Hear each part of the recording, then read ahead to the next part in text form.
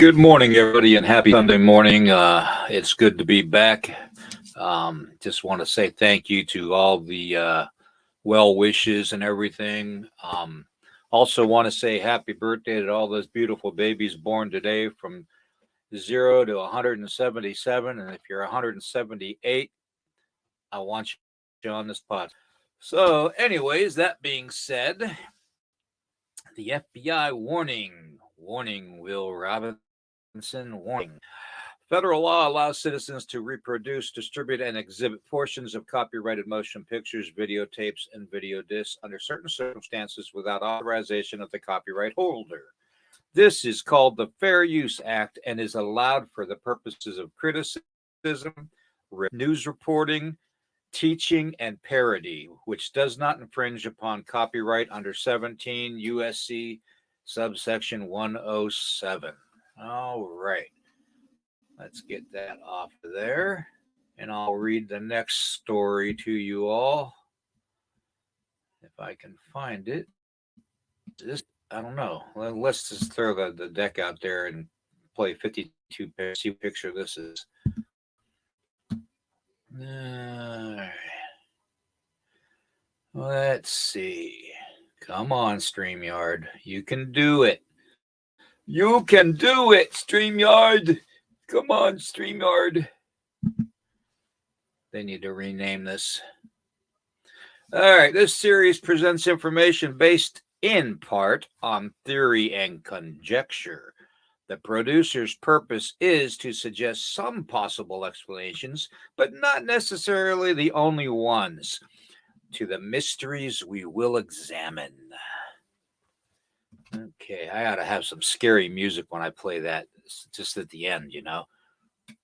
Dun, dun, dun. Okay, let's take that off of there. All right. Yes, I'm feeling rough today, folks, so just bear with me. I've got my fighting gloves on. So, just in case, the way things have been going for the entire family, I'm going to have to be wearing these fighting gloves and my all the time because I got a funny feeling we are definitely under attack. So that being said, I want to thank everybody for all the well wishes and stuff. The prayers means a lot to everybody, especially to Tracy. She's taking it pretty rough, but she's pushing through like a real warrior. You know, she really is. They are basically harvesting what organs they can off of Calvin and saving the lives of 7 other people. So if I can find something in the whole senseless death of someone my son's age, I think it's that gives me some solace at least. So with that being said, I'm going to bring Dennis hello, and we're just going to get into it. I wanted to talk a little bit about the man and some other weird so just to kind of get me off of the subject. So anyways, I'm going to bring Dennis on. Hello to everybody and put some hellos up on the screen. Good morning. Good morning, Stephen. Good morning, brother. How are you? All right. How's everything going? Oh, rough. It's a day. It's yeah. Well, I had some amongst the other things going on. I had a lot of my own medical problem going on, and a lot of people. I don't tell a lot of people what goes on with me physically. Even on my my GoFundMe site, Karen can attest to that, and Stephen can. I really stick to the basics because I don't want people to have to worry or have to to think there's something, that needs to be done that isn't being done, because everybody's doing everything they can for me. Um, Unfortunately, it's just a matter of time. And, they say time heals all things, and we'll see what happens, and either I'm going to be here or I'm not going to be here. So it's like, it's just a waiting game, and I'm fine with that. I really am. I've come to terms with that. In fact, in my prayers, um, for Alvin, I even offered myself to the Creator, for him to take me instead of Calvin, because Calvin's so young, Yeah. But Well, that wasn't in the William. plans. William, the good book says there's a time for everything. Time to live, a time to die, time to laugh, a time to cry. And everything has a season to it. We question things alike. And as a minister, I've run into that a lot. I've had a lot of people come to me, why, but we don't have all the answers, and we won't have all the answers. Not here in this plane, not in this existence, but one day we'll have all those answers. We question our Creator sometimes, but He has a plan. We have to have the faith in that. Yeah. No, sometimes your faith gets so tested that and we have talked about, and this is the other thing that bothered me. We had talked about some very sensitive subjects, about some very powerful people.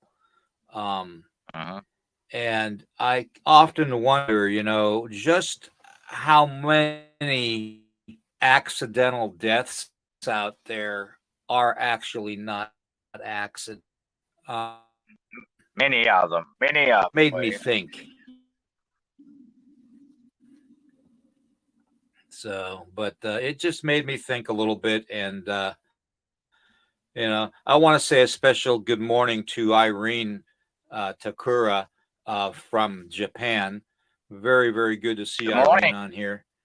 Thank you. It was just, a very, very trying week. With me, it was my whole left side of my body shut down for the better part of 2.5 days. I had to drag my left leg around when I walked with assistance, because that's what have this mass on your brain stem, and it's closing off the blood flow and the nerves going through the blood vessels. I'm sure from being in the medical field, it's slowly pinching together, and when it does that, your abilities that are going to be lessened over time, and that basically happened with me the last several days. I pushed through it. I just, I had to. I had, with the whole other incident with the family, had to push through it. I had to psych my mind up in order to make my body do things. But power of the mind is but anyways, I just wanted to basically thank everybody for their well wishes and stuff, and all the prayers for me and for the other situation going on with the family. They're still going to need to be kept in everybody's prayers.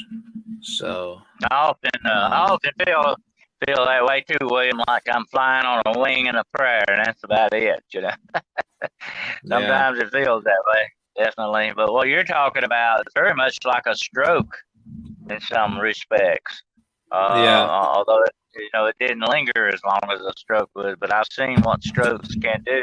Because I worked at the hospital for about 30 years, and I've seen all of these things like that, and what the outcome of a lot of the stuff is.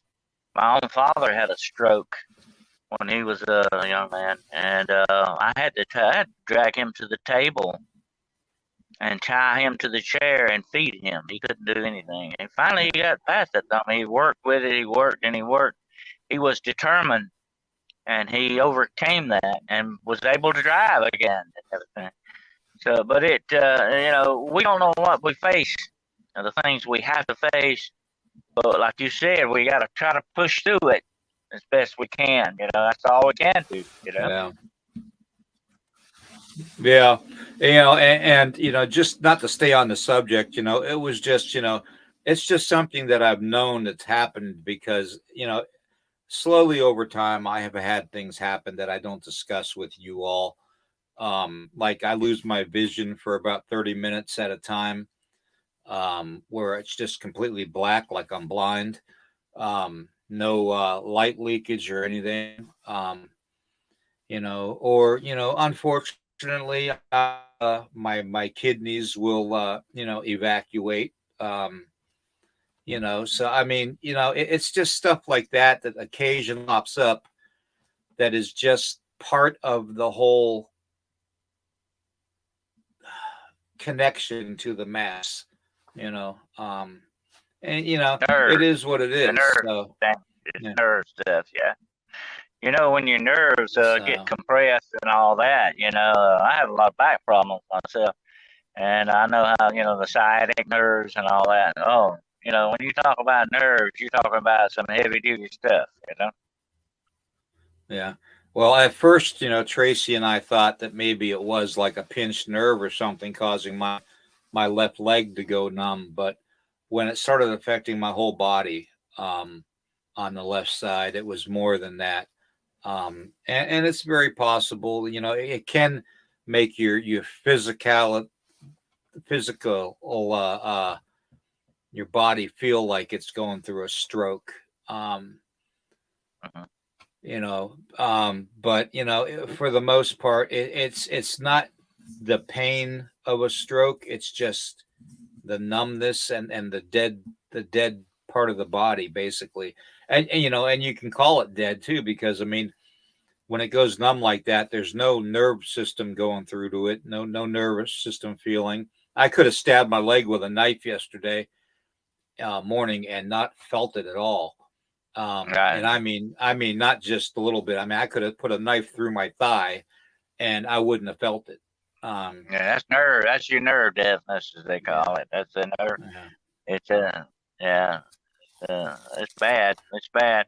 Your nerve. Whenever pay that when we're young, whenever pay that much attention to the nervous system. yeah, But it's something very, very important. You can't really live without it, really. You know, uh, and I can see what the pain and everything that you go through on something like that. It's horrendous. yeah.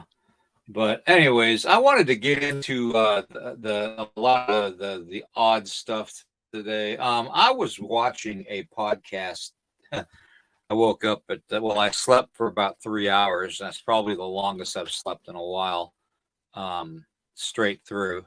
Um, but I woke up at about 4 o'clock this morning, and I put on a podcast that I was watching, and I'm not even sure what the name of it was.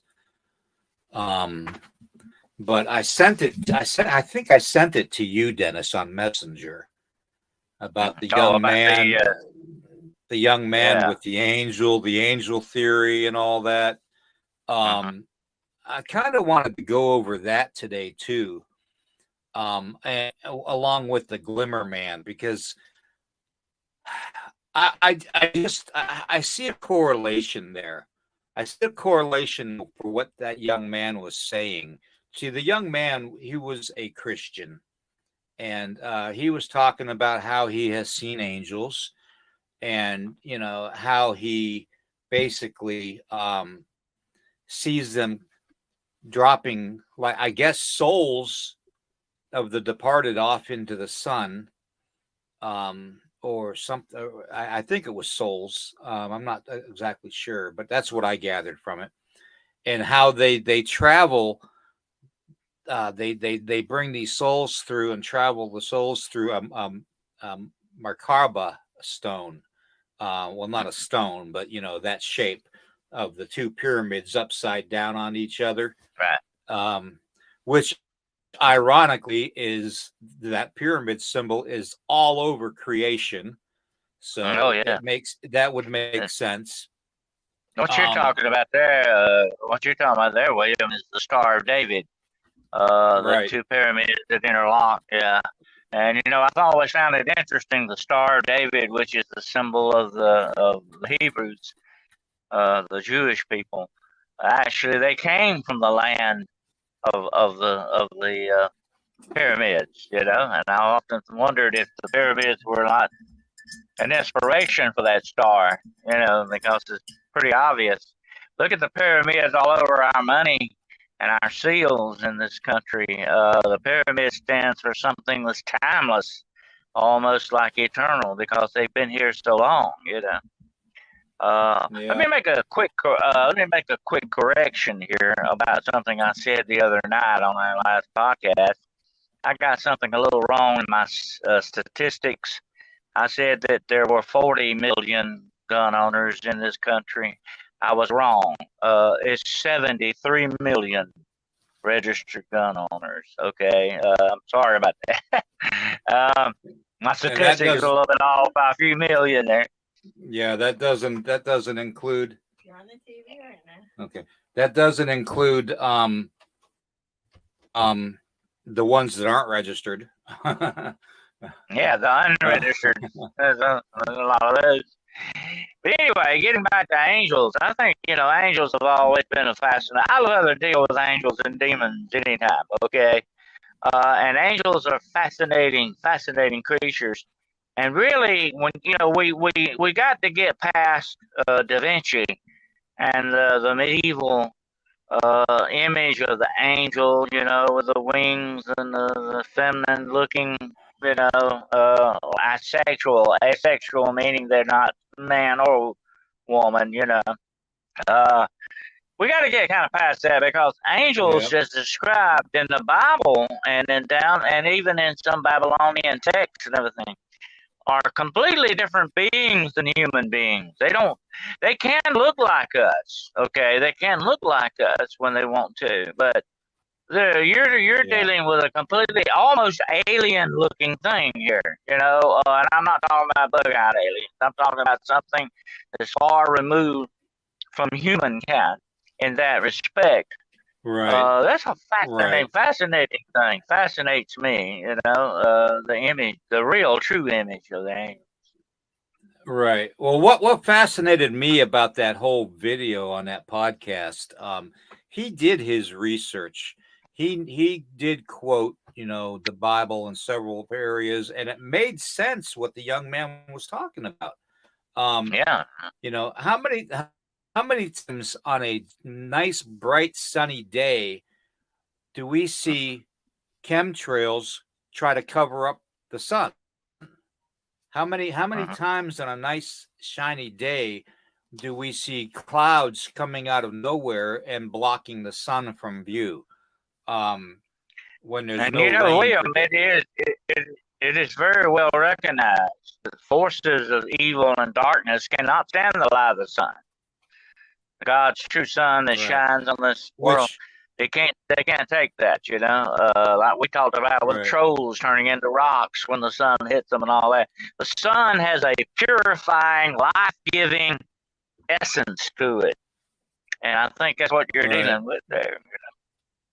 Right. And, the other thing too, with the whole point of what's coming in out of nowhere is the heart facility, that our government has. Our government has and operates 18 of those all across the world. 18. From Australia to the United States to the UK, to Ukraine probably. to I believe Japan, the Philippines. Where else? I can't remember where else. I'm sure they got one in Africa somewhere. Probably South Alaska. Africa. Um, Yeah. yeah, Alaska. Yep. There's several. Um, but my point You is know, I because told they you use the about HARP facility to control the weather. uh, So to my control the my weather. friend, So my friend, my friend Ken Gerhardt at his show, Michigan, Alaska. They approached the HARP facility there, and he got very ill. He got sick, and got his equilibrium was like knocked off by this thing. It's putting out some very heavy, massive EMF type waves. It is definitely, William, geared for some type of weather manipulation, but I think there's other nefarious purposes at work there too. all right. Well, the other thing that I found fascinating about this young man's podcast the other day, or this morning, I mean, um, was Gerald. It's the fact that the way the sun with the sun with the ring around it, and how when it has the ring around it, those like the auras or the chakras, the color, the certain colors, and each color is correlated with a level of. And it was just really fascinating how he tied it all together, and he had video evidence of those Merkabas bringing things, like souls to the sun and releasing them and leaving. So Well, in the Bible, William, there is one interesting incident that reminded me when you said that of an angel. I think it was sent to Jacob, and the angel had to fight through different levels. That's what it said, different levels to get to Jacob, because there were, the bad angels were trying to keep him from getting there. So you're dealing with different levels of spiritual planes here. And that's what that guy was talking about, I think, to a certain extent. Almost so what we would call dimensions, really. You would really top them right, as some type of dimension. right, Yeah. exactly, and that's the other point that I was. It clearly does make sense to dimension, and it clearly makes sense to me that that there is some kind of connection between the spirit and the sun, because in the Egyptian hieroglyphs and stuff and culture, this is very prominent. You don't hear too much talk about the moon, but the sun is very prominent. So, and it goes, and correlated to the Son of Christ, for that matter, or the Son of God. Um, Yeah. to a point, maybe the Son is the Son of God. Maybe it is the Yeah. way that we go to God, because it says in the we can't go to God except through Jesus Christ. So it Yeah. would mean is the actual Son. Maybe we go through the Son to get to the Father. And So all through history, William, all through history, look at the many different cultures that worship the sun. And I've often said, if you've ever been in a cold, dark forest in wintertime, freezing your hindquarters off, when that sun comes up and starts warming you and the land around you, you could understand why these people. Yes, that's it. My letter opener. I'm gonna open some letters later. Um, you understand why people worship the sun. It's life giving. It can sustain you, in so many different ways. I mean, it's understandable. yeah. See, even up how it's weird how this it's covered, and one day it was completely covered. Uh, Mm-hmm. it is amazing how many, they depict a sunny day, and it's actually a partly cloudy day. They didn't pick the clouds. And it just made sense to me that the Bible would say you have to get the Son to get Father, to get the God. And, that whole correlation with Jesus being the Son, and the Father, it just made sense to me listening to that podcast. I will send that to everybody later on today if I can find it again.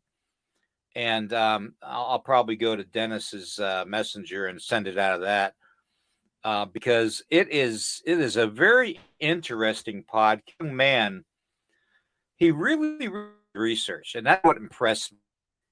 Was the fact that he did his research, that he didn't just wing it and say, oh, the Earth's flat because if it was round, the water would run. I mean, that kind of a thing. This young man did his research, so that really impressed. So, but I'll Here's send it to something else. everybody Well, that would like me to send it to yeah, them. definitely. Let me say this, and I've seen several instances. I've seen one the other day, a film that somebody was taking of a life flight. They were taking somebody up in a helicopter to take them somewhere, and that person died.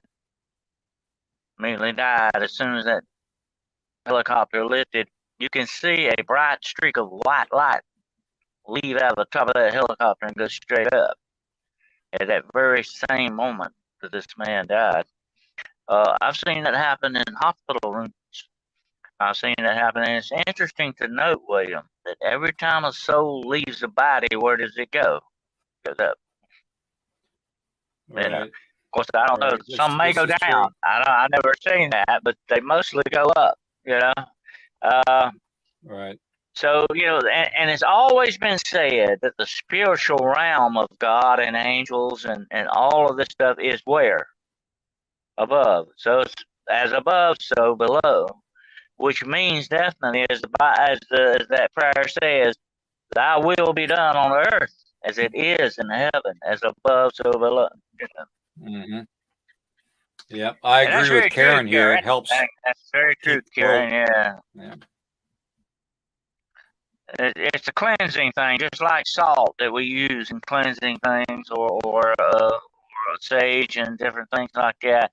The sun itself is the cleansing thing. You've always remember the old vampire movies. The sun will destroy the vampire, and at the end. But this is very true. It's a very cleansing thing. And I've often said this: there are things that walk this earth that cannot walk in the light of God's sun. And that's the other thing too, Dennis.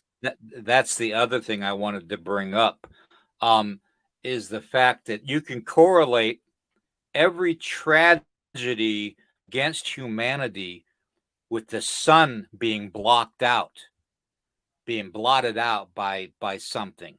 Okay, you can correlate the ancient cultures of the Aztec and the Mayan and the Egyptians, that when the sun was blotted out during an eclipse, it was a more than likely 90% of the time a bad omen. And here's another thing, William. Listen, and let's pay attention to how.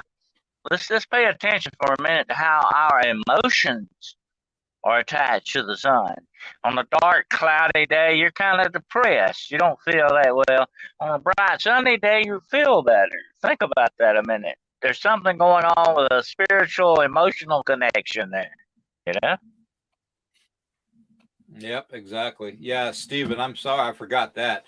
He mentioned the fact that those different types of orbs had different, like the levels of the angels. And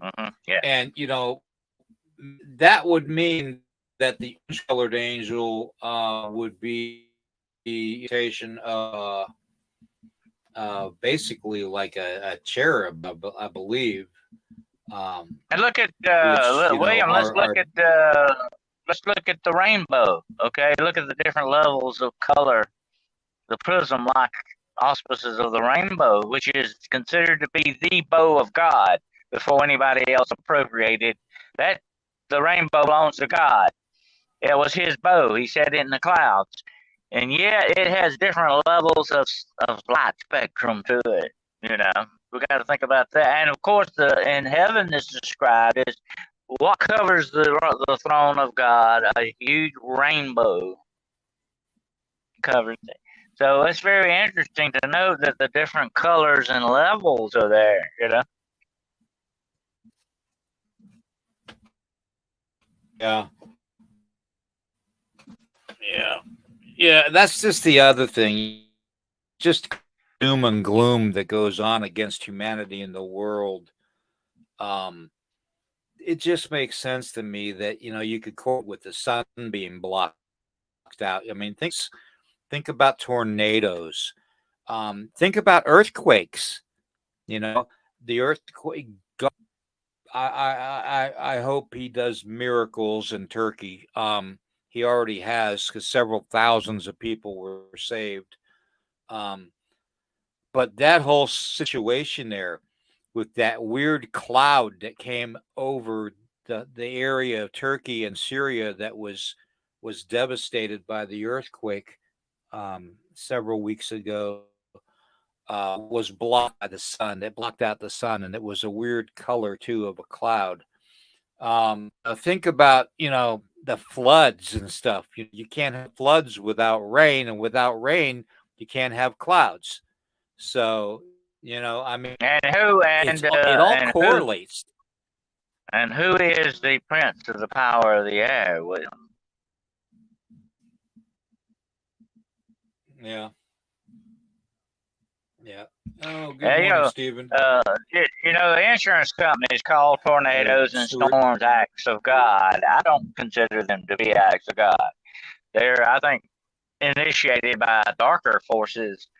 God does not go around destroying things randomly for no reason. They're not truly. There's a scary thought. Yeah. Yeah, there's a scary thought. There are experiments, Karen. There are experiments, Karen, where they're trying to actually do that. My mother used to say they would sell you sunlight if they could bottle it up. They would sell it. They would love to control sunlight. You could control vast amounts of humanity that way. Oh yeah. Well, if you think about my one podcast about a month and a half ago, you'll have to go back and look through. I might even play it later or replay it. I did mention about the opera that our government did in conjunction with, I believe it was the United Kingdom and Canada and Australia. That they did that thing where they shot that laser into the sun, and it trying to open up a portal. And because it was said by astronomers years ago that the sun was a portal, which ties into the whole thing that the young man was talking about. Maybe the sun is a portal. Maybe the sun is radiating. And when the sun goes nova, or goes out, it becomes a black hole, which is a portal. Okay, it naturally becomes an anti-gravity kind of a portal, but still it's a portal. And there you go. Yeah, that operation was called military operation was called Operation Light Speed. Yeah, Operation Light Speed is what it was called. You can look it up. But it's where they shot this laser into the sun and tried to make it open up into a portal, because I think that they figured a biblical connection to the sun. I really do. It came out the other day, William. The Google quantum computer has opened up a portal. So portals can be opened in a lot of different areas. There you go. Well, there I go. You know, I'm going to disappear now. One day you're gonna hit the Google button, and that might be it, buddy. Yeah, Google doesn't like me. I don't know why Google doesn't like me. I'm a likable guy, you know. Just don't, you know, be a bunch of garbage that you think I'm going to believe. You know, that's just the gist of it. You know, I'm I'm like everyone else, you know. We don't want to be fed garbage our lives. You know, we want the truth. You know, come on, mommy and daddy, we can take the truth. You know, we're grown adults now. You know, let's put the truth out there. You know, like the Glimmer Man. You know, so many people say, "Oh, you're crazy when you say you see the Glimmer Man." Well, you know what? I'm crazy. I saw the Glimmer Man. Okay, I'm crazy. I saw the Glimmer Man. Okay, but my connection, man, is this. Okay, the Glimmer Man is seen around certain areas that you would question the portal, or a portal opening. Um, why the Glimmer Man be angels coming to this realm to check on humanity, to see our progress and to see, make sure everything's okay, and then report back to God? That's Why could quite Glimmer Man possible. be an angel? You know, It an could angel, when be. it comes to illuminate, Once you're, would illuminate once you're, every color.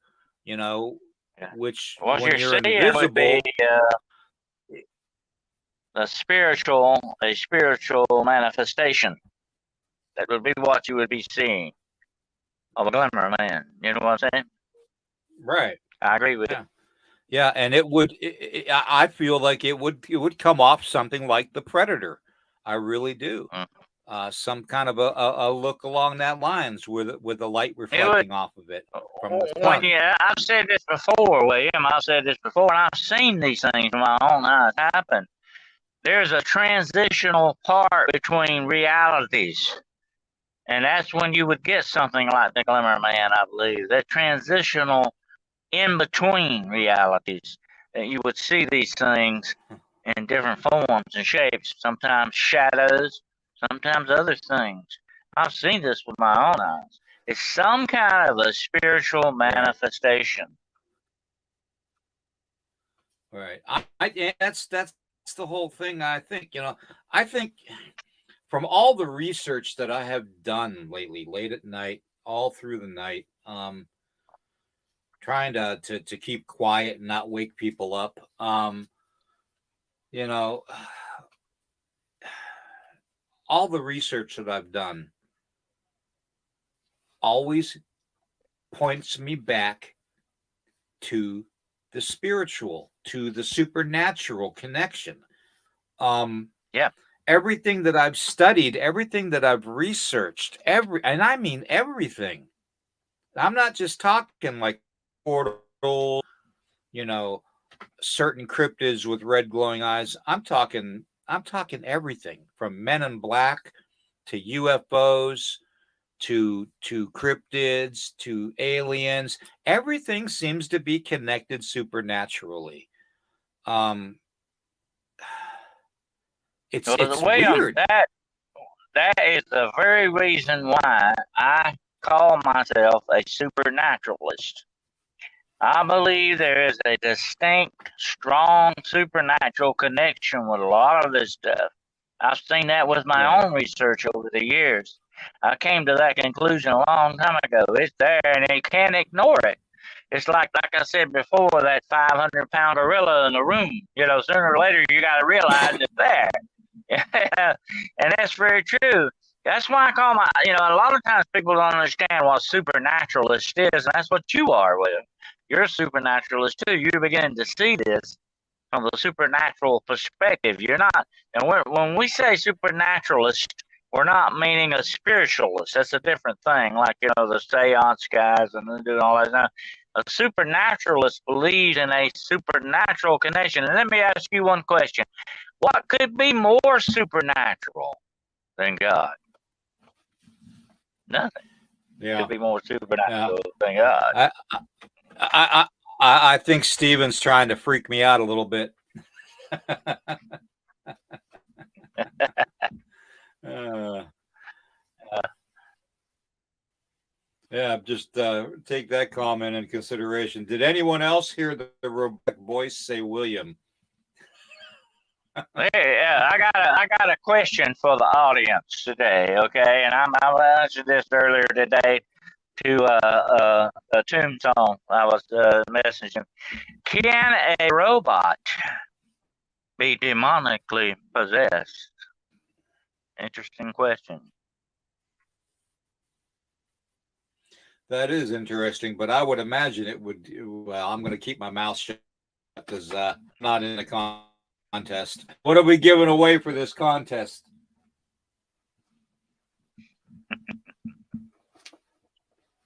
What are we giving away for this contest? What you got? Oh, I got all kinds of stuff. I got more stickers. I'll tell you what. I'll put a 6-pack of stickers and a card against anybody that can answer that question. First person to respond to that question. Okay.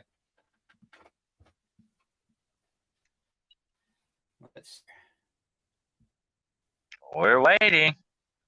You hear that kind of that Jeopardy thing going on in the background. Dun, dun, dun, dun.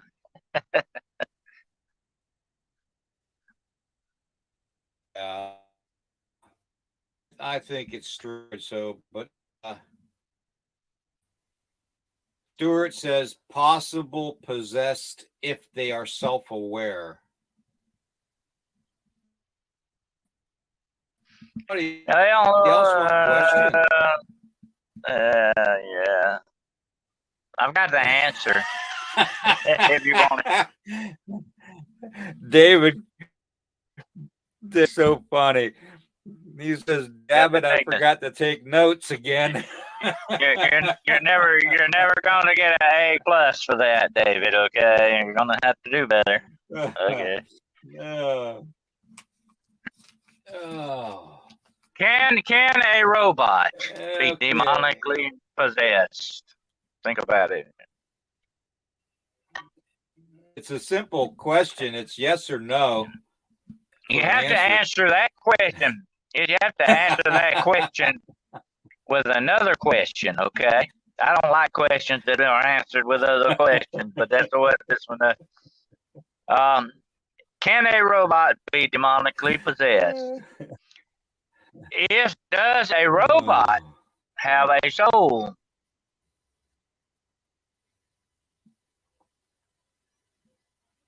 That's what you gotta ask.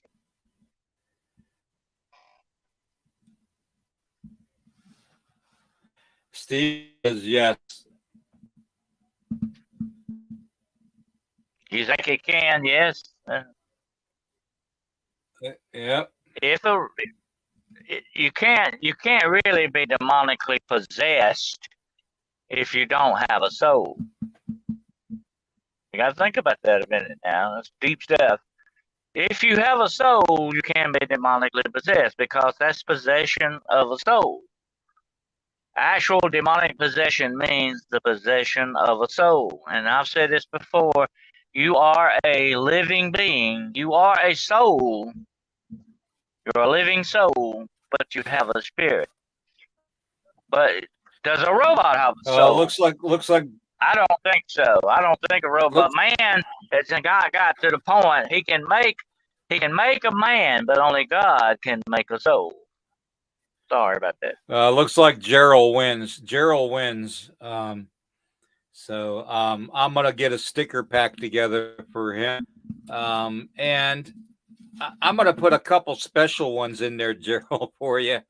I'm gonna put the one with the alien having a nice martini. Oh yeah. Sitting in his lounge chairs. Yeah. The only thing missing on that here is the alien's not wearing slippers. Slippers. And then I'm going to send this. I'm going to send. I'm going to send a nasty sticker for Gerald to put on the back of his vehicle. It's the hippie alien. It's the hippie alien telling the man where. That alien is saying, stick it, and have a nice day. But there's going to be a 6-pack of stickers to you, Gerald. All right, just let me know in Messenger what the address is, and I'll get that in the envelope out to you. And winner chicken dinner, Gerald. You're the winner of the Price Is Now Right. Okay. Well, let's see. I think we'll send David a consolation prize. I think I'm going to send David a prize. I'm gonna send them something too. They gotta send me their mailing address too, because we know Melissa go out in the woods, and say that they're hunting cryptids and tracking it, that they're really out there doing that. David, there you go, buddy. They're out there checking their cash. They're out there checking their cash crops. And here's the thing: here's David and Melissa. Yep. Here's David and Melissa listening to their favorite. Yep. And hunting cryptids. There you go. That's them right there. Yep. So after that, I'll send out some other ones. David's favorite after work. After work, David likes to have a what? Everybody. You have to have a big one there. Yeah. He likes to have a beer. Okay. So I'm going to send consolation prize out to David and Melissa. So let me answer your David, question. Send me your mailing address, okay? Let me answer your question, David. If a spirit can move objects, why can they not take control? Well, we call that demonic influence over something. There's an influence, And I was reading this the other day about this guy, the last guy they killed. He shot someplace up, and they had him in court, and he actually apologized. Like a martini belly, yeah. Martini bellies are smaller. This guy was apologizing for killing all these people, and he said something very interesting, William. He said, I don't know why I did that. That is a sure sign of demonic influence, if not possession.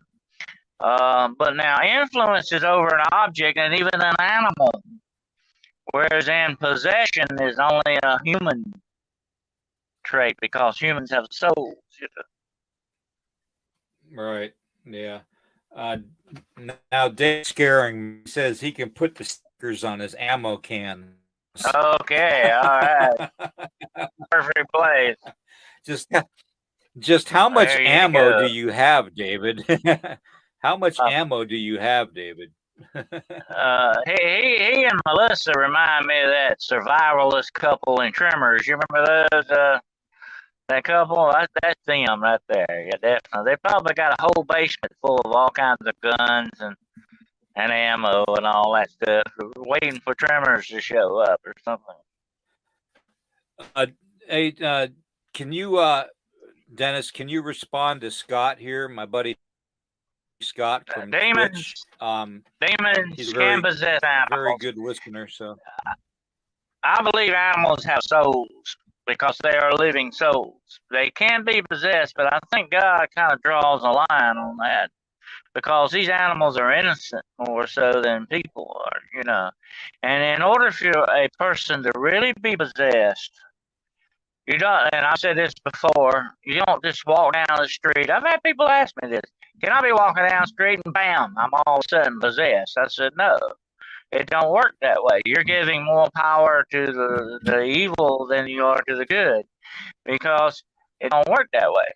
You have to open yourself up to possession, and animals don't usually do that. Animals don't, although they can be, they don't usually do that, because it takes a good question, though, Scott. Yeah, that's a very good question, though, Scott. Because a lot of people wouldn't think to ask that question. or go through the animals that way. But when you think about the connection that the animals, especially dogs, have to protect their owners, and how alert they are with they can sense and see things that we can't, to almost alert mankind that there's something evil around, or questionable around. It almost makes sense that they would have a soul, just in that aspect alone. I believe Well, that I believe that we die, and I believe that when you we take die, that that our bodies in heaven, our souls in heaven, will be with our animals that we've had over the past. oh, I believe that every let me say animal that we've had will be there to greet us. let me So let me say this about Scott. Let me say this: 9.9 times out of 10, an evil animal, is usually an image being used by a demon. Take the hellhound. There are no real devil dogs in that perspective. The dogs are dogs, but the demonic is using that image, to put forth what he wants to do. 9.9 times out of 10, you're not dealing with an animal, a flesh and blood animal. Although some animals, it can seem to have very evil attributes, like the lions and the ghost in the darkness. That was a bad one there. Karen, that's funny you say that. Get a flamethrower, because I've actually oh, I don't even know how to say this. I've actually thought about making one. Only one to to start piles of bush fires and stuff like that for big bonfires and all that. Only because I don't like to get close to where I'm igniting the fire. Yeah. But I just that's funny that she says that. I have a buddy that actually has an Abrams tank, that they didn't disengage the barrel off of. So if he actually had ammunition for it, he could actually fire that tank. That's freaking amazing Mm. how they would not seal it off somehow, because I think they fill them with concrete, don't they? Um, and remove the firing mechanism. But it's just amazing to me, just how many people go to these army surplus auctions and stuff and buy up all this equipment. It really is. Honestly, wish I had money, because I would love to buy a deuce and a half and make it into a bug out truck for my family, That'd be someplace good. safe for them. Yeah. So, Yeah. love those deuce and a halves. Those things Yeah, are but nice.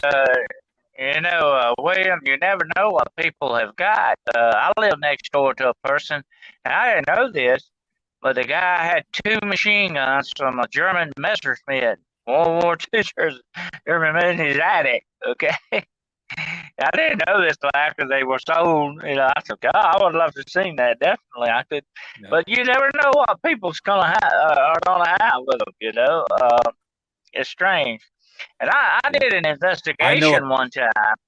I did an investigation one time in this guy's house, William, and this man had a collection, Mhm. a very impressive collection of Nazi memorabilia from World War II. It was amazing what people have. You never know. Yeah. Yeah. I went and know a guy. He's a prepper, and he has the underground bunker and everything. Um, but on the way into his underground bunker, he put together some half-inch pipe, for handrails on both sides. Okay, and he has these handrails going down on both sides of the steps going down into his bunker. And instead of having one door on the bunker, he had two doors on the bunker. And the first door had a small window in it with the wire mesh, so in case you break the glass, which is really really thick aquarium glass from like SeaWorld. So breaking impossible, but it also had the chicken wire too. And to make a long story short, he had the handrail rigged up to shoot flames from it. What he did is he hooked up the ends of the handrails on the other side of the concrete walls and them up to propane tanks on either side. Okay. And then he drilled real fine holes in steel pipe all the way up like inches. And he had an igniter put into it, into the beginning of the pipe, where the propane would hit the beginning of the pipe, it would ignite into flames, and it would shoot out of them little holes in both directions against the persons that are standing on the steps. So yeah, it was really something. Yeah. It was really James Bond. Yeah, it was. I mean, yes, it's a little extreme, but then again, you got to give the guy props on his originality. I mean, that's just incredible to even think of something like that. So, well, William, you know, you can take 3 propane tanks.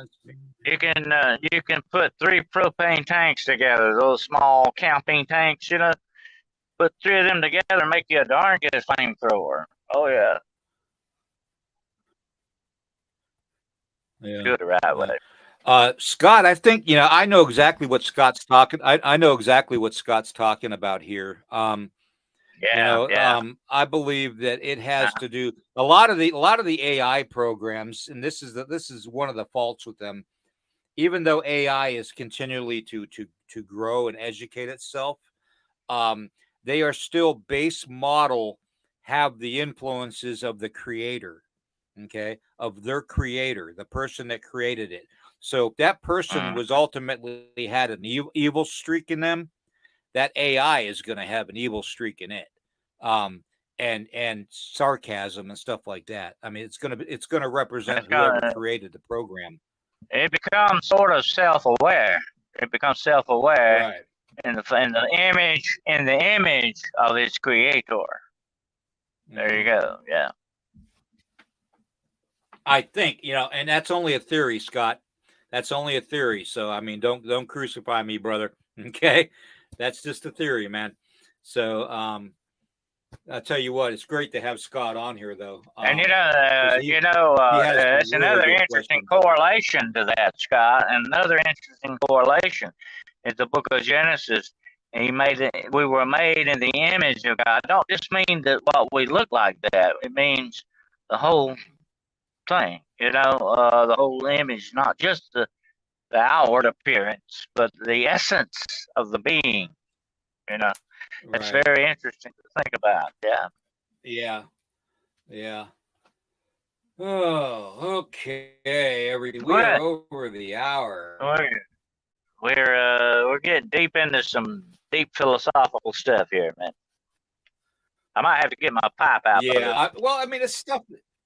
Well, it's stuff too, Dennis, that you think that a lot of people don't talk about this stuff.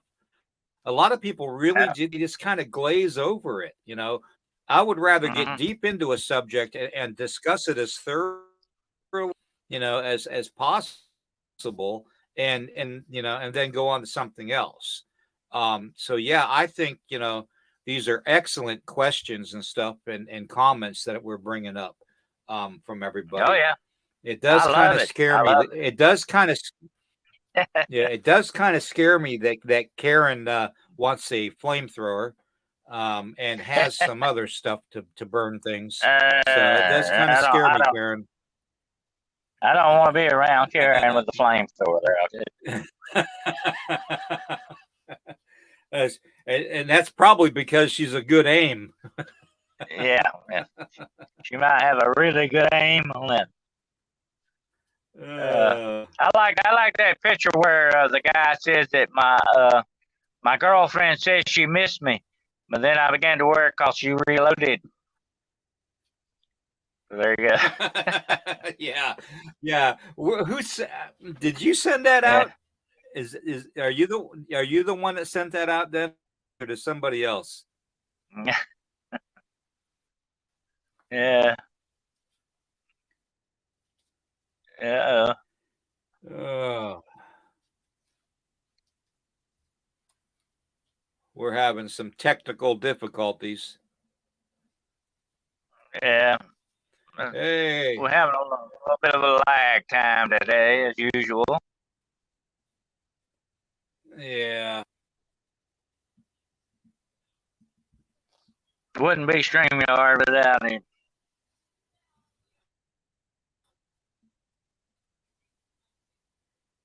That's very true. iRobot, the Terminator future is coming. Yes, it is. It's coming. It's coming. It's here. It's here, I'm afraid. Morning, Thomas. There's my brother from North Carolina there. Tom Carter. William, you did create another channel. Is that true? Is that correct? I subscribe to it. I resubscribe to it. So yeah, that's maybe what Tom's talking about there. I've got it. Yeah. YouTube doesn't like playing with me. They really don't. I'm not going to get into the gist of it, but most part, they removed the channel because I was a bully. Yeah. Well, I can say that, they accused me of being a bully, and I'm not a bully. I'm not a bully. But that's the gist of it. I'm not going to get into. We're still trying to figure out who we were supposed to be bullying. I don't know who couldn't take that bullying thing or something. I don't know what's going on with that. Somebody has a very thin skin out there or something. Yeah,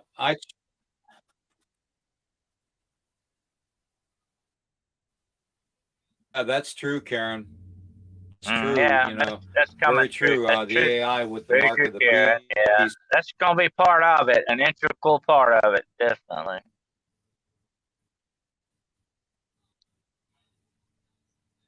Yes, it did. I'll let you answer that. Took down.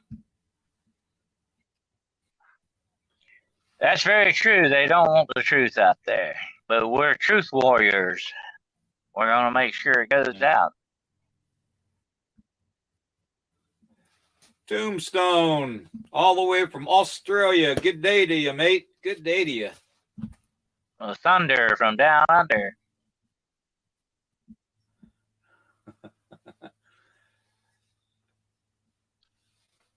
Let's see here. Yeah, that's Thomas, true. I'm. Yeah, they are, but I'm also a bully. I'm a disabled bully, that is terminally ill. So, how much more of a bully can you be? That kind of reminds me of what that old guy said. I always wanted to grow up to be a mean old man. Yeah, there you Scott's go. Right. Bullying evil. Scott, that's what we're doing. Right, brother. Yeah. Evil can't take it. Absolutely. Evil can't take it. Man. We're gonna give it to them anyway. Yep. But I've got a new channel here, YouTube. I've got to keep it down a little. It's the rhetoric down. The only time I'm going to stream. Yeah. The only time I'm going to stream questionable content, which is like me going on the secret cabal and all that, and the shadow government and Men in Black and all that. I'm not going to stream it on YouTube. I'm going to stream it on forums that I'll reach, because I don't need to be banned again from YouTube. So that just means that everybody's going to have to get a Rumble account. So yeah, I like Rumble. Rumble's good. It's very open. I like it. The only thing is, I haven't figured out how to stream from StreamYard to Rumble. I connect it, and every time I connect Rumble, it says the connection's not made, so I have to disconnect it. And I've tried like the last 6-7 times with lives that we've had to get the connection, and I can't get it to work. So I don't know if I have to have a separate camera, have like my phone set up for Rumble and have it sitting here, and have Rumble that way. I'm not sure. So that's interesting. Maybe someone out there knows the answer to that. Yeah, if anybody out there has a Rumble account, please, let me know, because I'm having a hard time getting that connection. I'm very new to Rumble. I don't know too much about it. Come on, Donald Trump, if you're out there, let me know. Or Donald Jr., maybe give us a hint on how to do that. Don Jr., yeah. Heck, at this point in time, I'd take anybody. What's the son's name? Oh yeah, the other one too. Yeah, the youngest one. It is explained to me is that they believe in concept, and now the whole nation is the emergence of AI in order to make it. Yeah, true. Yeah, well, and that's intent. The New World Order, whatever you want to call them, the shadow government, reptilians, the whatever you want to call them, the demonic. That is their true purpose, is to enslave mankind. And if you think about it, we are probably already enslaved to a point, because remember the other day, I can't really talk about that. I can't talk about it. It's gonna be another podcast, Karen. I'm sorry. I don't need to be shut down. So yes, thank you. Just Jerry. remember this very interesting thing. A very interesting thing was said about the Antichrist. He will say peace, peace, peace, but then there will come certain destruction. He's not who he appears to be. He's going to mislead everybody for one reason only. He's going to declare himself to be God, and he wants to be worshipped as a God, and that's the very thing that Satan has always wanted. He wants to be God. If you go back to the Word of God, he says, I will be like the Most High. I will sit on the sides of the congregation of the north. And what that meant, he says, I will take your people away from you. I will take your throne, and you, God, will be my footstool. This is the attribute. He wants to be God. He will do anything to get there. And he will enslave mankind, because he's all about slavery, not freedom. That's what it all comes down to. All right. Yeah. Yeah. That's your sermon. That's your sermon for today. That's your sermon for today.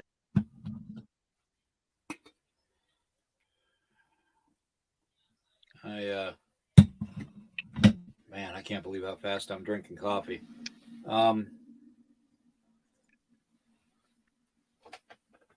Anyways, getting back to the Glimmer Man. Okay, getting back to the Glimmer Man. How he's always seen around portals. One thing I want to make very clear to everybody is also another way that angels are going to communicate with us, or a loved one is going to communicate with us, is going to be through this. It's going to be gifted stuff. Feathers are a way of showing people there is a heaven, okay, that there is a place for our souls to go once we leave this body. Feathers are meant to be given to us and gifted to us to signify the attributes of the bird that it's fallen from. and gifted to us from. Like this is the hawk right here. Um, It's a very so strong spiritual obviously, connection.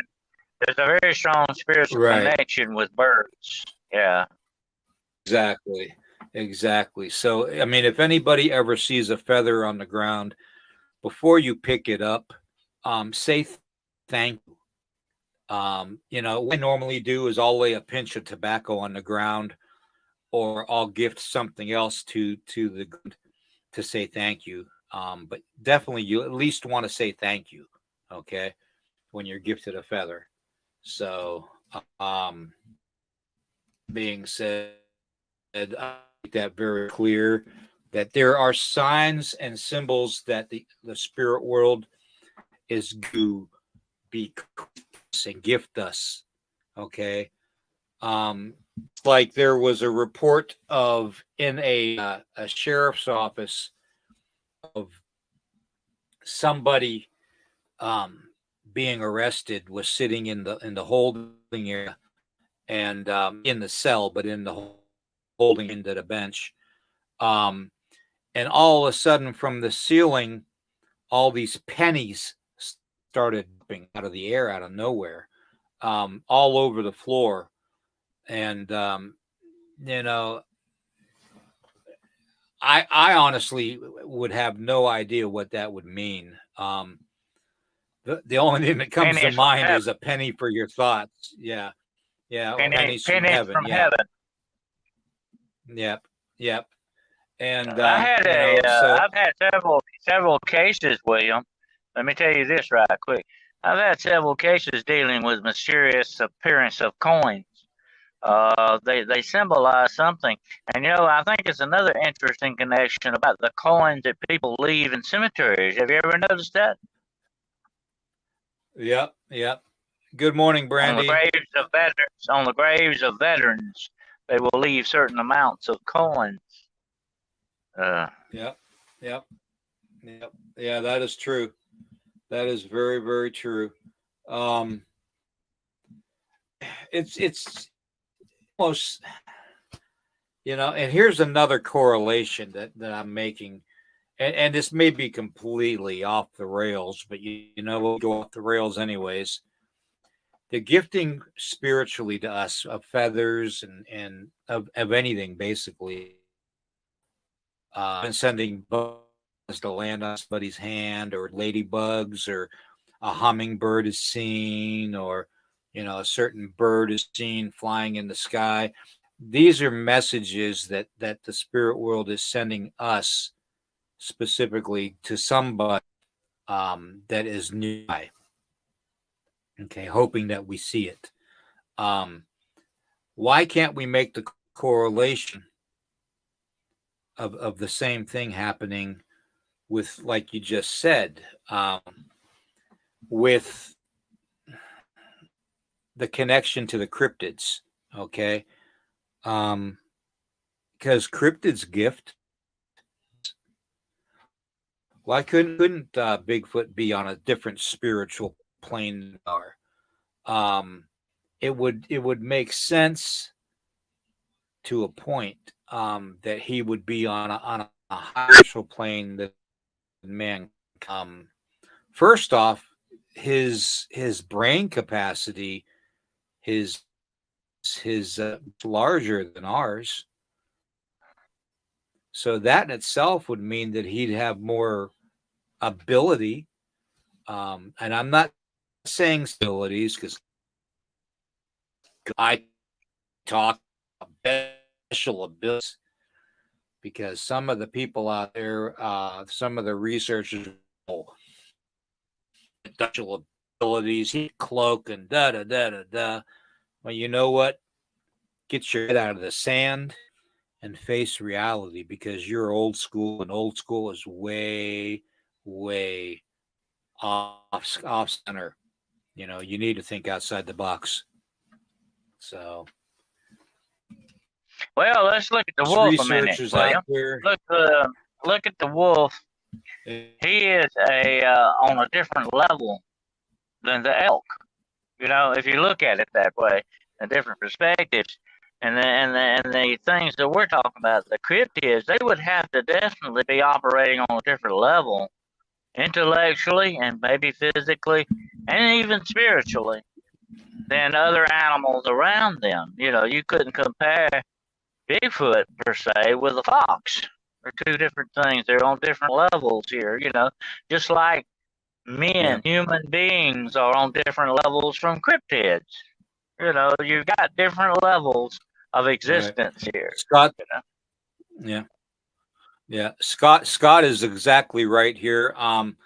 In fact, this is where that feather came from. It came from a sighting just outside the window, and it was on the ground of our place. And William, I apparently he was found peeking in the window. I have found feathers in the woods sticking in the ground in a pattern. Mm-hmm. Ever noticed that? Have you ever seen that? I have. Yep. Almost like it, and I have found places. Now I'm not going to say this offhanded. This is weird, but I have actually found places in the forest that seemed like they were altars. And I'm not talking about manipulated by humans here. They were almost like altars set up. I just have to wonder, Bigfoot might have done that. Well, or something else has done that. They're called. Well, little people. Well, you might be thinking of the gifters, because a lot of traditional natives, like when we made too much to eat, families at the end of the day, we will use a bucket or a paper plate or something, and we'd walk to the edge of our property, and we would gift the leftovers to the spirits. Okay, it's often called a spirit plate. Okay, it's a form of showing how Native Americans don't believe in gluttony. Okay, and respect and try to encourage interaction with all things. But anyways, usually, typically, we would take it. We would take it to the edge of the property and leave it. And usually by the next day, the spirit plate is empty. So something takes it. European cultures do the same thing. They leave a little portion out for the elves or the fairies, the fae people. Yeah. Or look at Christmas time. You left a little portion outside of hay for the reindeer, Santa's reindeer. Or you leave milk and cookies for Santa. It's like a presentation, It's like a connection, a rapport that you're establishing with these spiritual beings. You're like saying, here's your portion, and I recognize you, and that's really good. Who would want to be invited to a dinner where everybody ignores you? That would not be nice. So you don't ignore what's going on around you, and our ancestors knew that. Right. Thomas, to answer your question, the crow is a very, very unique bird. Excuse me. The crow is a very unique bird because the crow, along with the eagle and the other raptors, bird raptors, and the turkey vultures, are the only species of birds to go to the other side and come back. It has often been said that that they are the messengers. If you see a crow feather that's gifted to you, it means that the ancestors have something very important to tell you, and that they're telling you to be weary of certain things, whether it's a legal problem, whether it's a physical ailment coming up, whether it's a spiritual problem, financial problem. It's a warning that something is coming up. Okay, and to be aware that it might happen. if I am gifted a crow feather, I would ask the spirits, what kind of situation do I have that you're trying coming up in the future that I have that you're trying to me? And usually they will come to you in a dream and try to convey it through that manner. Okay. Um, or they will gift you something else. Like if it's a financial problem, you'll see a quarter on the ground. If it's a spiritual problem, you'll see a white feather. Okay. If it is a medical problem, you will find something related to the medical field on the ground. And no, I'm not saying a dirty needle. Okay. I'm just saying you'll find something related to the medical field on the ground, whether it's You get a an sign. information flyer, just some kind of sign. Yeah, you get a So sign. each and everything, gifts from heaven and the spirit world don't need to be solely feathers. They can be gifts of any nature, um, depending on the strength of the spirit that's trying to let you know what's going to happen. Um, you know, sometimes if they think you need to know something's coming in the mail, you'll find a stamp on the ground. I mean, it's just you have to relate it to what you're being told. Okay. It's not hard to do. At first, it's hard to do to try and figure out what are they trying. And then when you really sit down and think about it, it's like, well, damn, why didn't I think about that before? You know, they gifted me a white feather, so that's going to be a spiritual attack. Or I found that dollar bill on the ground. Maybe it's going to be a financial problem or a financial gain. I would love to find But a something lottery financial. ticket on the ground, So William. I would love to find a winning lottery ticket on yeah, the ground. That would be. I mean, really, things like that happen yeah, sometimes. Seriously. And I've often told people that many times. Maybe some things that you see like that are a sign. You should pay attention to it. But somebody's trying to tell you something, and that's what you're basically saying there. Somebody's trying to tell you something. You right, might ought to heed it. Uh, right, right. Well, yeah, that is your life. I heard Redbirds, Cardinals, our loved ones coming Redbird, back to yeah, say hi. Yes, mm, that is true. That is yeah. very true. I'm gonna tell Sometimes you they will something, send Clay. I'll tell you something. some I've had a loved lot of ones will send butterflies uh, too, or yeah, ladybugs. butterflies. Yeah, that's what I was gonna mention.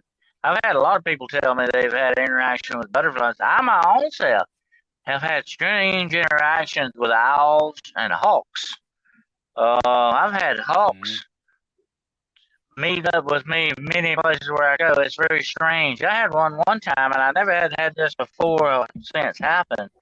He lit on a limb. I mean, he was close enough that I could have hit him with a rock if I'd wanted to. He lit on a limb, landed on a limb, and started hollering. I mean, I never heard a hawk do that. I mean, I've heard them on recordings and seen them on nature shows, but actually right in front of me do that. And I mean, he let out a cry at least 5 or 6 times. It's almost as if he was trying to communicate with me. It's very strange. Hmm. Um, it's Yeah. a strange interaction we have with these things sometimes. When a hawk cries, especially a red-tailed hawk, it's a warning. It's a warning of if you get any closer, I'm going to mess you up. um, it's a warning and a call for other hawks in the area to know that they should not infringe upon that hawk's territory.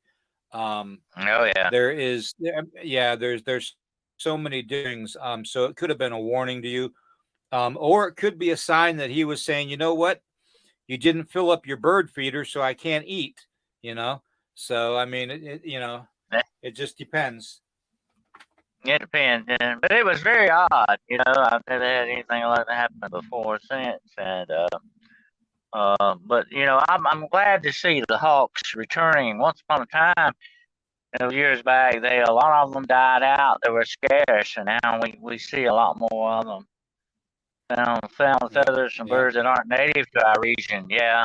Well, birds get around too. Birds can get around too. They migrate more than people think they do. I've always been interested in birds. Birds are very interesting animals. And they used to talk Good about day, crows and ravens. Did you know? And I didn't know this till here recently. Crows hang out with wolves.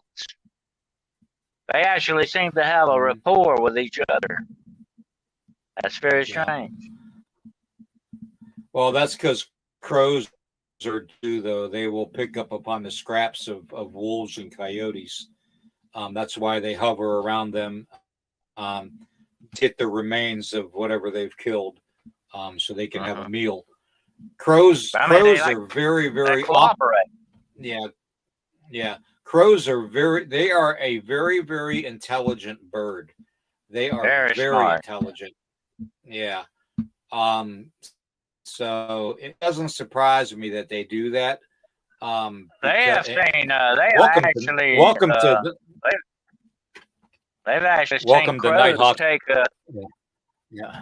They take crows. Welcome to Nighthawk's Wild Kingdom. Okay, go ahead. I'm sorry. Go ahead. I said, welcome to Nighthawk's Wild Kingdom. Welcome to Nighthawk's Wild Kingdom. So there you go. Mutual Omaha's my Hawk's Wild Kingdom. Anyway, they have actually seen crows drop shellfish, on the road and break them open so they could eat them. They're smart. That's like a tool almost. And they have seen them use tools. They've seen them take branches and get bugs out of holes and stuff. It's very smart animals. A birder of crows, yeah. That's a lot. His favorite line. That's your favorite. One of your favorite lines or things to say is a murder of crows. So, murder of crows. Like that creepy picture what do you call, that you had every. Let me ask you, Gerald. What do you call a big flock of owls? Are you ready for the answer?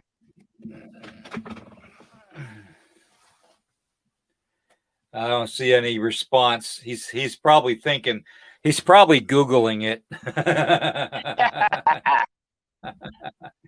I'm gonna beat him to it. No, it's not wise. Oh. No, it's not wise. It's called a court of owls. A court of owls. They look like a bunch of old wise judges, I guess. Now, Thomas, the gift of sunglasses means your future bright. You got to wear shades. That would have been another good contest question there, William. Yeah, but unfortunately, we answered it. We used that up.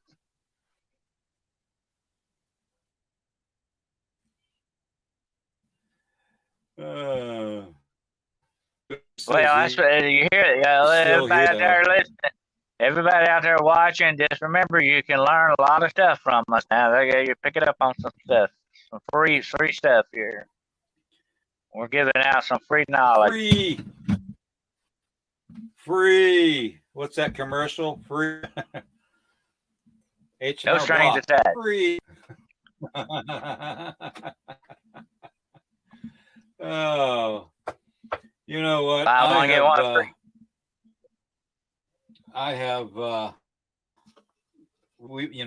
We've all had our series of problems and stuff lately, especially now more than ever. Feeling that sometime during my hiatus, it almost felt like a shift again in the timelines or the dimensions or something, it's really weird. And I've been seeing, okay, and trust me, this is not because of medication that I'm on, okay, because nothing I'm on any type of hard drugs or anything. So, but I've been seeing a lot of like almost everybody knows me. Okay, I see things. Okay, I I can see to the spirit world. I can walk to the spirit world. I did that with Calvin. I walked and saw him and to my wife's grandmother, um, and was told that he would be there, and protected and taken care of. Um, but you know, I've been seeing a lot of like, okay, well, just for Or instance, like this morning.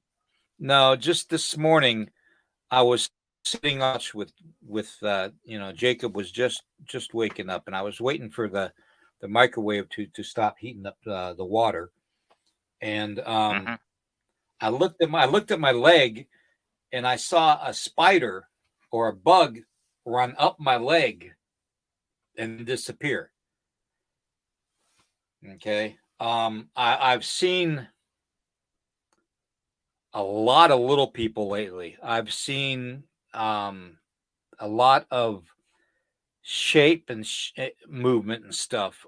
Things that move so fast I can't really make out what it is. But it was black. Um, Mm. and that's the other thing. Everything that I'm seeing is black. Okay, so it's not apparently in this timeline. It's in another dimension or another timeline. Um, Mm. and then I started thinking about it. Well, it would make sense to me the way I am because of my physical problems that I'm seeing other timelines too. Like I'm seeing that exact spot and that exact point of time, but only like 150 years earlier. Like say there was a tree stump where I was sitting, you know, and my leg portrayed the tree stump and the spider crawled up the tree stump, you Right. know, that kind of a It's thing. just a different existence. Yeah. Right, right. Yeah. Um, so all these things now, You may and be. Well, that sounds, William, like yeah, you're at the intersections. You're seeing the crossover there. That's what that sounds like. You're seeing some crossover activity between timelines and realities.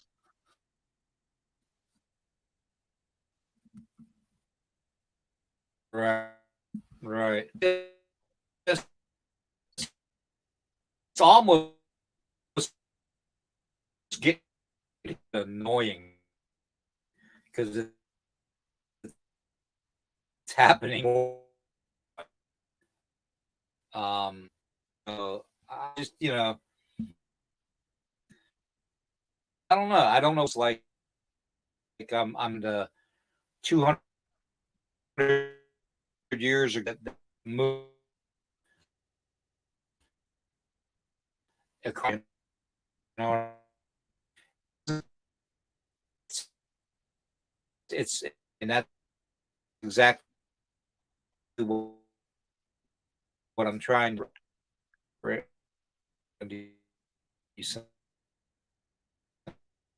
in here.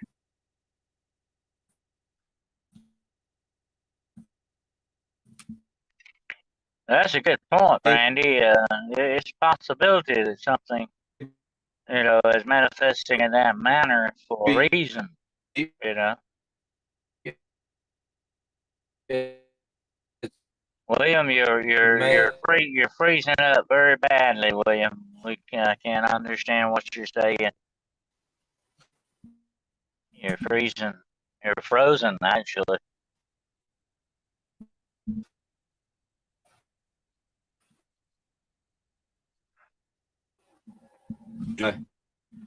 maybe we should stop at this point and reconvene at a later date. Yeah, Yeah, it's bad interference. Yeah. future to correct the future. I don't think there's anything out there that can correct our future. I think our future has been already set. The fate is already set. Do we have the ability to change the timeline in any way, shape, or form? Well, yes, we all do. Um, by doing the opposite of what we would normally do, would automatically change the timeline. Instead of acting That's angry possibility. out of harshness, yeah, give somebody a hug, and say, I'm sorry, instead of chopping down that tree, try planting a tree, you know, you know that may change And the William, timeline. it's very much like stepping in a stream. You step in the stream, you divert that stream a little bit around you. That's what these timelines are like. You can sort of just by your influence, by being there and doing something differently, like you say, changes the course of that stream a little bit. Yep. Scott, thank you very much, brother. I appreciate that so much. You have no idea. Um, that means a lot to me. My brother from Twitch, he's an awesome guy. And Scott, if you need anything, feel free to contact us. I'm gonna put my email out there. Okay. I'll even post it in the chat on Twitch after we're done today, so you can go back and look at it. So you can get a hold of me. But I think you already have it. I'm not sure. It's lakotaman333 at gmail.com. Okay. That's lakotaman333 at gmail.com. Okay. And it's all lowercase. Okay. So, Tombstone, we love you too, brother. Give the wife a hug from me. Let me know when the package gets there. I'm really, really excited about you having that package and getting that package on time. And those of you that know, that watched D.A. Roberts last night on his podcast, God bless him. DA is such a patient man with, he knows that, we have been like the closest of for this time here lately. And, we communicate all the time. And a lot of times it's like 3 o'clock in the morning when we communicate because he's up writing his book. And I keep on bugging him, about this, did you measure your hat? Because he wanted me to make him a hat band. And, I had a medicine bag I was saving for him to send to him when the hat band was finished. Well, the hat band took like 3 months to do, maybe even 4 or 5. I don't even know. I lost track. But I got it done and I sent it to him, and he wore it last night on his hat on his podcast, and it looked really good on his hat. I got to say, it looked really good on his hat. Okay. It took a long time coming, but you know what? It was well worth it. It was very well worth it. So it was just nice to see him wearing it. He had his medicine bag with him. Inside the medicine bag, I put amethyst, turquoise. I put shungite, and I put sage and cedar in the bag, and gave it to him, and did my blessing on the bag. And then when he got it, I told him, go ahead and smudge it and say a prayer over it, and and that way it's your bag. But he loved it. He was showing it off last night on his show, and I know some people out there think that's not a big deal, but to me it is, because in order for me to finish something, it takes a lot of effort. Okay. I get very, very winded. Let's just put it that way. So, um, oh, look at this. Thank you, Stephen. Thank you, Stephen, very much. There you go. Appreciate that. And but anyways, it was really nice to see somebody, take what I had and appreciate it, for what it is, and the time that it takes. And I was teasing him.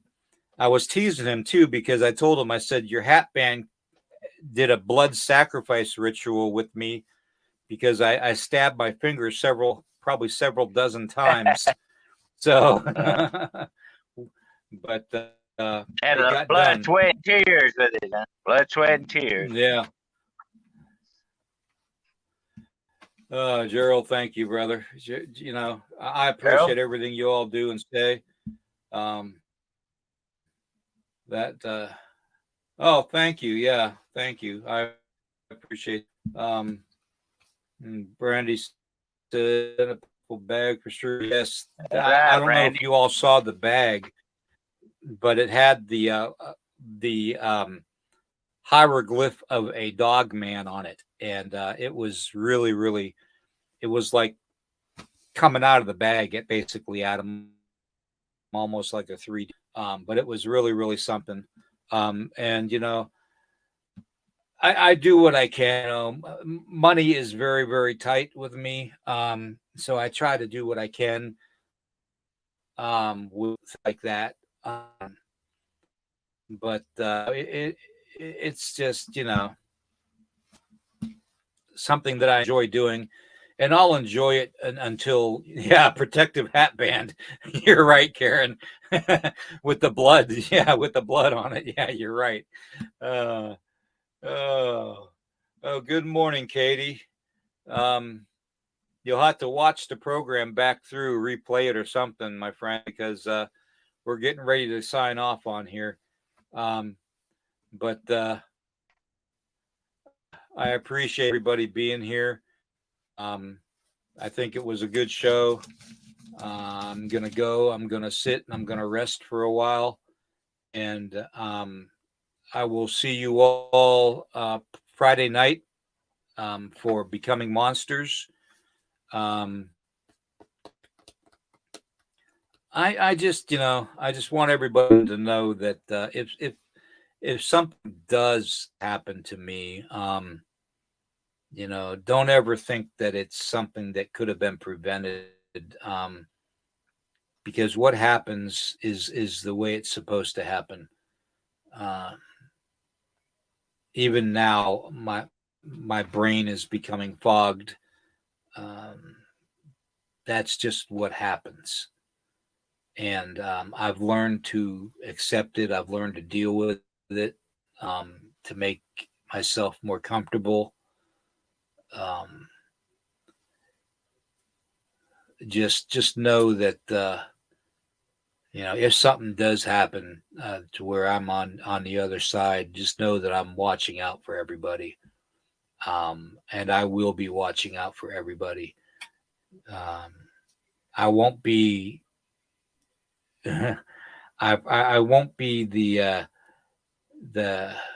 Sometimes I'll be like the guardian angel of to smack you in the back of the head and tell you, you know what, you don't want to do that.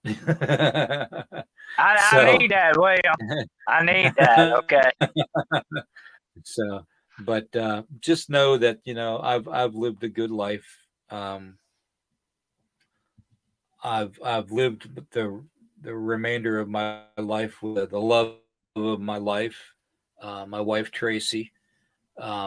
And yes, I probably don't say that enough. I love all my family, all my extended family. You, Dennis, and Thomas and Gerald and Chris and Tombstone and just everybody, Stuart, Karen, Melissa, just everybody's been phenomenal. Stephen, everybody's been phenomenal. It's just, I just want you all to know how much I appreciate it. Okay. And never, ever forget that. All right. I need David to send me his mailing address. Either that or David, actually, David, I'm going to be coming down to your neck of the woods My wife and I are going to be down there tomorrow. If you want, you could meet me or text me in the morning because it's going to be about 8 o'clock in the morning when we're down that way. Because I'm going to leave here about 7 a.m. Because my wife has a medical appointment down there in that area. I don't like to give people's geographical areas out on the internet. You know what I mean? Where they live. You know, like every David lives in Virginia, but I don't want to give the exact town. You know what I'm saying? So said, even though he has several hundred ammo boxes and several hundred weapons, so I know he's safe. um, you know, I'm just, just one like that. But anyways, let me know, David, if you have any free time tomorrow morning, and that way I can get that stuff to you before my medical appointment. I got to come all the way back here at 2 o'clock for my medical appointment, so it's like one end of the state to the other, basically. So, but anyways, not that many. Yeah. Oh, he works until 1 tomorrow. Oh. All right. Well, all right. Then I'll just send me your mailing address. I guess I can't get that free cup of coffee out of him. Yeah, I guess I can't get that free cup of coffee. Yeah, that would really a free cup of coffee though. So thanks, David, for working. I appreciate you working, man. Thanks a lot. Like you couldn't take a day off.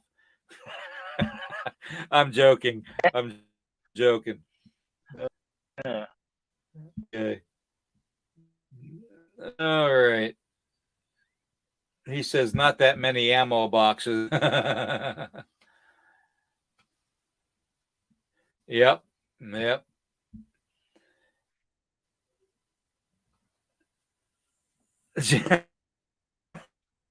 true. Close, but not. Yeah, not Virginia is a big state, though. Yeah, Virginia is a pretty big state. In fact, it probably at one time was. Yeah, it was probably at one time bigger than Texas, I would imagine, because before they annexed West Virginia, West Virginia wasn't always there. It was Virginia. So the Commonwealth of Virginia. Yep.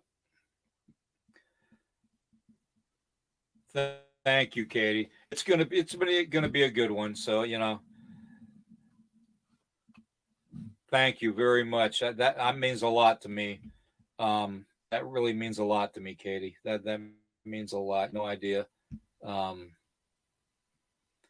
appreciate all the prayers and wishes from every.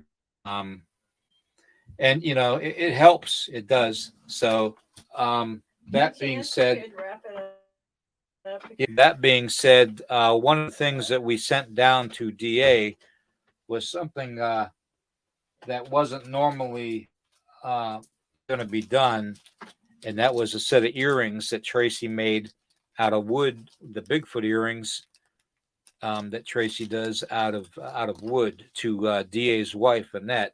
And this is just one of the Bigfoot necklace, the detail in the face. I mean, just imagine that staring at you through a window, So, but yeah, she does excellent work. So we sent that a pair of earrings to DA's wife too, and apparently she loves them, so that's good. But anyways, that being said, I want to say goodbye to everybody, and I will see you at 10 p.m. Okay. I might do a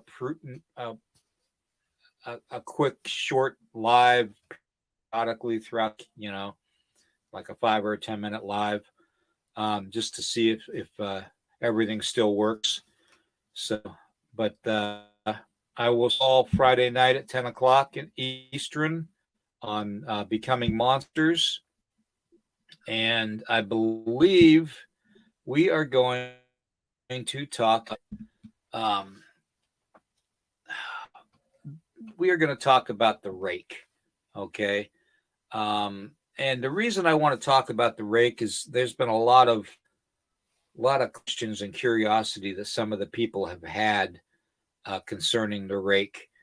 And there's been a lot of things that might be misconstrued as the rake.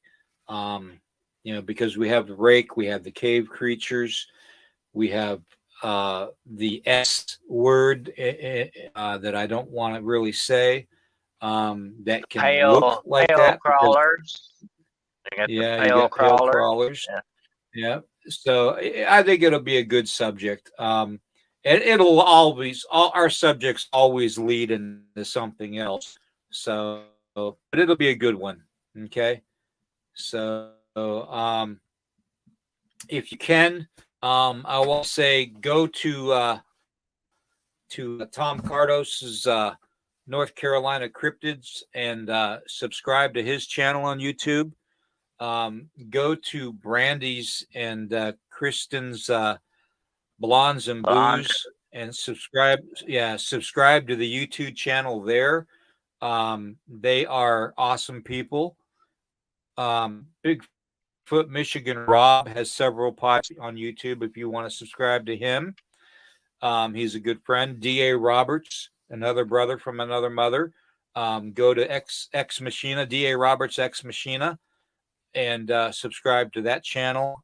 Support, the more support we have for one another, the better it is for us, because we have somebody to fall back on. And some of us can answer questions that others can't. So that being said, go to also War Woman's Goods and support Jessica Jones, the Cryptid Huntress. Yep, she's on Spaced Out Radio. Spaced Out Radio. See, I spaced out there. I spaced out there myself just now. I couldn't think of the name of it. But anyways, there's so many of them out there, and if I missed you all, I apologize. There's so many great family out there that have their own podcasts, and I just think we need to support everybody. Do what we can to be a big family. Because when it comes down to it, we're all we have. We like talking about the weird stuff, I mean, that's just what it is. We like talking weird stuff. We like investigating the weird stuff, and we look out for one another. That's why we're called the Weirdo Warriors, So on that note, I want to say, good day to everybody. Have a pleasant Sunday. Enjoy it. And we will see you all later. Keep watching the skies. Okay? Thank you.